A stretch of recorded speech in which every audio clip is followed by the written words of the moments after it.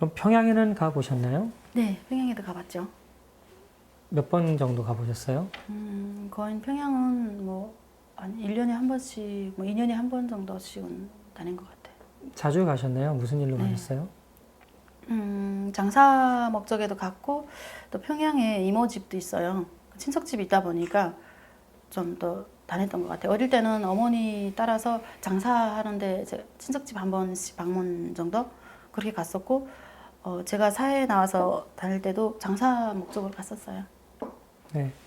그 장사라고 하는 게 어찌됐든 정부에서 허가를 받고 하는 게 아니라 아니에요. 그냥 물건 가져와서 물건 팔고 거기서 네. 약간 이익을 남겨서 먹고 살기 위해서 하는 거잖아요. 네, 그럼요. 그런 거를 평양까지 가서 이제 뭐 물건 사고 팔고 하시기에는 또 쉽지 않았을 텐데요. 평양이라고 하면 아무나 들어갈 수 없는 곳이잖아요. 들어가는데 허가도 받아야 되니까요. 네, 승인 번호가 있는데 내가 평양에 간다라고 할 때 이미 증명서를 발급을 받아야 그러니까 증명서 신청을 해서 평양에서 이 사람을 평양 들어오는데 승인을 한다라는 그 승인 번호를 떨궈줘요. 그러면 저는 승인 번호가 떨어진 조건에서만 평양을 들어갈 수 있어요. 아무나 들어가는 게 아니고 또 이부 거래랑 그러니까 시 2부에서 증명서 발급을 해주는데요. 그냥 증명서도 이제 안 된다는 게 없어요. 뇌물을 거으면 다 되거든요. 뇌물을 받아가지고 또 평양에서 나오는 상품들이 또 많아요. 있어요. 평양에서 뭐 책이라든가 비누라든가 일체 이런 거는 또 평양에서 다 나와요.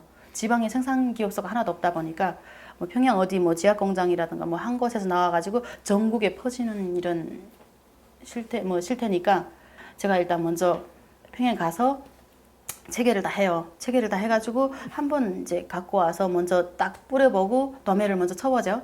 그게 괜찮다라고 하면 그때부터는 또 짐 쏘기 하는 방법으로 또 활용을 하고. 짐 쏘기가 사람은 직접 안 가고 물건만 네, 보내오면 네, 그거 갖고 네. 거래를 한다는 거죠. 네. 네. 그러니까 장사를 위해서 계속 평양을 다니신 건데 갈 때마다 또 돈을 뇌물을 어느 정도 주고 그걸 그 허가증을 그럼요. 받아야 되니까. 그러니까 그게 내가 장사라고 한다 하면 예를 들어서 10개를 내가 이윤을 번다라고 할 때 여기서 뭐 승인번호 떨구는데 어디 가는데 뭐 이거 뇌물을 다 뭐 분할해서 다 팽기고 나한테 차려지는 몫이 한 2개 정도? 그거를 감안하고 장사를 해야 돼요. 그 땅에서는. 2개라고 하면 뭐 10개 중에 2개. 네, 10개를 내가 이윤을 번다라고 하면 거기서 8개는 다 뇌물로 나가고 여기도 거이고 저기도 거이고 뭐 다 도정시사 쓰고 뭐 다 하고 내한테 순내리익으로 번다라고 하면 뭐 2개 정도?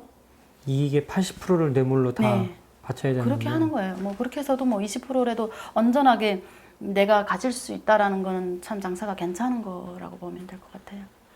굉장히 위험 부담성이 높은 사업이네요. 중간에 그러다가 없어지기도 하고 그러면 뺏길 수도 있는 믿어먹죠. 거고. 네, 그걸 다 감수하고 하는 거죠. 그런데도 그거밖에 할 수 있는 게 없으니까 다들 그걸 하는 거겠죠. 그럼요. 그러니까 워낙 월급제가 안 되고 배급제도 안 되고 생산기업소 돌아가는 게 하나도 없어요. 어디 가서 일을 하면 돈을 주는 사람이 하나도 없어요.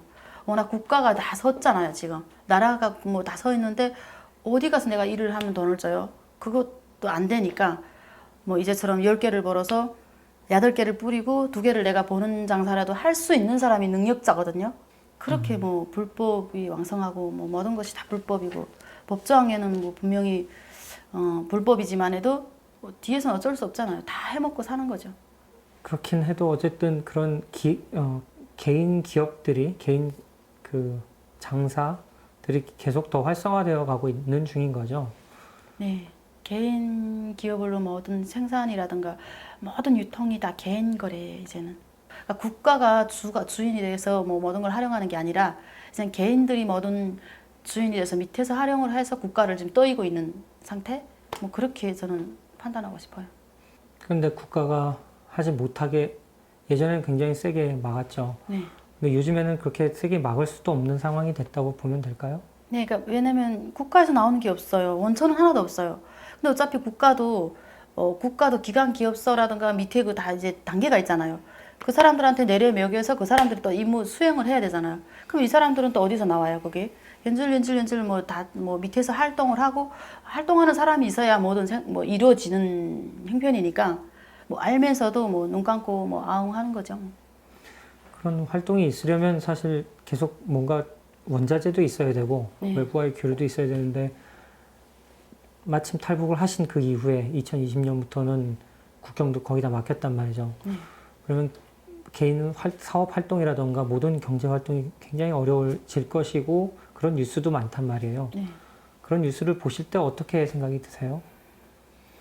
그게 저 같은 경우는 그냥 뭐 크게 뭐 놀랄만한 상황은 아닌 것 같아요. 왜냐면요, 늘 그래 왔었고 저 나라에서는 늘 저렇게 살아야 되고 늘 진짜 뭐 내가 어떻게 머리를 써서 어떻게 활동을 하고 어떻게 하려고 해서라도 살아남아야 되잖아요.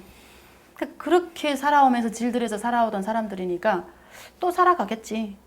저렇게 앞뒤로 다 막아놨어도 살잖아요. 어쨌든 죽진 않잖아요. 지금 그때 미공급 때처럼 막 무대기로 죽어가고 이런 현상은 없잖아요.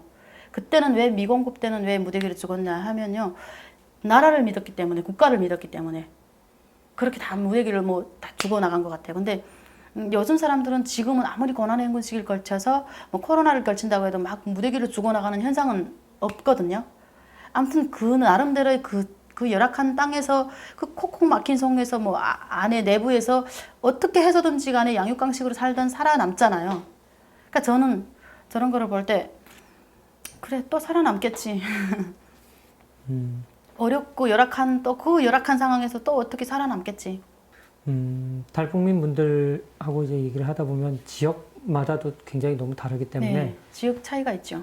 어떤 분들은 그래도 우리 예전에 북한에서 살 때 그래도 이제는 이렇게 배를 골마가면서 사는 세상은 아니지 않느냐 이렇게 얘기를 했던 분들도 있어요. 선생님이 사시던 곳은 어땠나요? 양강도 같은 경우도 그나마 많이 생활 수준 단계가 많이 높아졌다고 봐도 돼요. 왜냐면 그나마 우린 중국을 끼고 있었으니까, 국경을 꼈으니까 모든 밀수, 쌀 뭐 이런 것도 도 자체 내에서 양강도 시민들은 그나마 먹고 살 정도는 됐었어요. 예, 아무 거를 하든 뭐를 하든지 간에 그만큼 더 안에서 뭐 중국이랑 합병하는 단위들이 있으면 거기에 하나 뭐 합당한 쌀이라든가 뭐 식량이 들어오면은 어차피 이게 장마당으로 해서 다 퍼지게 돼 있거든요. 그러다 보니까 그래도 그나마 우리 양강도 쪽 사람들은 굶고 사는 사람들은 별로 없긴 없었어요. 근데 뭐 그것도 이제 말씀드리다시피 나라에서 그렇게 먹여 살리기 발전시킨 게 아니잖아요. 통틀어 보면은 개인 사업화가 발전하면서 개인주의가 시장 경제가 활성화되면서 그래도 다 나름 밥그릇은 차지하고 살 수 있는 그런 현실이 됐다라고 보시면 될 것 같아요. 국가가 뭘 하지 못하게만 안 하면 사람들이 알아서 잘 그럼요. 살 수 있을 텐데. 네, 그러니까 국가가 어느 정도 풀어만 놔줘도 너무 조이지만 않고 풀어만 놔줘도 그래도 그나마 살아남을 수는 있어요.